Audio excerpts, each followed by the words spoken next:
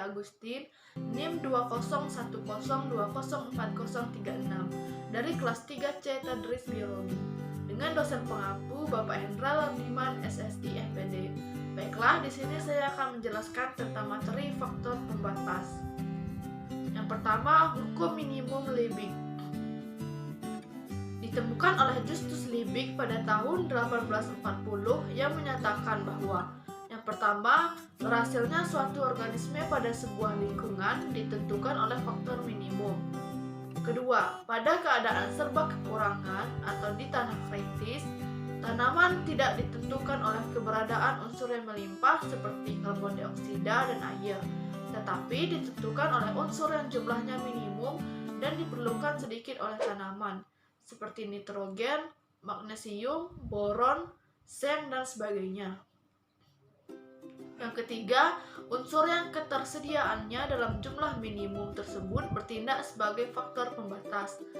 Yang keempat, hukum minimum Liebig hanya dapat diterapkan bagi ekosistem atau habitat yang mantap, di mana arus energi dan materi yang masuk sama dengan yang keluar. Taylor 1934. Selanjutnya, hukum toleransi Shelford. Organisme memiliki batas bawah minimum dan batas atas maksimum, di mana organisme tersebut masih dapat hidup pada rentang tersebut. Kisaran minimum sampai maksimum tersebut disebut sebagai batas toleransi. Yang pertama, suatu organisme dapat memiliki toleransi yang luas untuk satu faktor dan memiliki toleransi yang sempit untuk faktor lainnya. Kedua, dengan mengetahui kisaran toleransi suatu organisme, dapat diketahui keberadaan dan penyebaran distribusi organisme tersebut. Ketiga, organisme dengan kisaran yang luas untuk semua faktor cenderung untuk mempunyai sebaran yang luas, misalnya rumput. Keempat, bila keadaan optimum untuk suatu jenis faktor tidak tercapai, maka batas toleransi terhadap faktor lainnya dapat menyempit. Yang kelima, seringkali ditemukan organisme di alam yang hidup dalam keadaan tidak optimum dengan faktor-faktor fisik tertentu. Contohnya jenis anggrek tropik sebenarnya tumbuh lebih baik dalam sinar matahari penuh daripada di dalam naungan selama temperaturnya sejuk. Di alam, anggrek tersebut tumbuh hanya dalam naungan sebab anggrek tidak tahan panas matahari langsung. Yang keenam, periode reproduktif seperti pada biji, telur, embrio, kecambah, larva, dan anakan. Biasanya merupakan periode kritis dan mempunyai toleransi yang sempit untuk semua faktor. Selanjutnya, faktor pembatas. Apa sih faktor pembatas itu?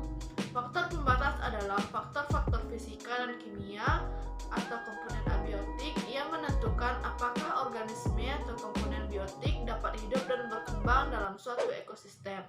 Jadi, istilah faktor pembatas digunakan bagi organisme untuk menentukan daya adaptasinya terhadap faktor fisika dan kimia lingkungan. Selanjutnya, faktor fisik sebagai faktor pembatas. Dengan mengetahui faktor pembatas limiting factor suatu organisme dalam suatu ekosistem, maka dapat diantisipasi kondisi-kondisi di mana organisme tidak dapat bertahan hidup. Umumnya, suatu organisme yang mempunyai kemampuan untuk melewati atau melampaui faktor pembatasnya, maka ia memiliki toleransi yang besar dan kisaran geografi penyebaran yang luas pula. Sebaliknya, jika organisme tersebut tidak mampu melewatinya, maka ia memiliki toleransi yang sempit dan memiliki kisaran geografi penyebaran yang sempit pula. Selanjutnya, kisaran toleransi. Dalam menentukan batas-batas kisaran toleransi suatu hewan tidaklah mudah. Setiap organisme terdedah sekaligus pada sejumlah faktor lingkungan. Oleh adanya suatu interaksi faktor, maka suatu faktor lingkungan dapat mengubah efek faktor lingkungan lainnya. Misalnya, suatu individu hewan akan merusak efek suhu tinggi yang lebih kerasa apabila kelembapan udara yang relatif rendah. Dengan demikian, hewan akan lebih tahan terhadap suhu tinggi apabila udara kering dibanding dengan pada kondisi udara yang lembab.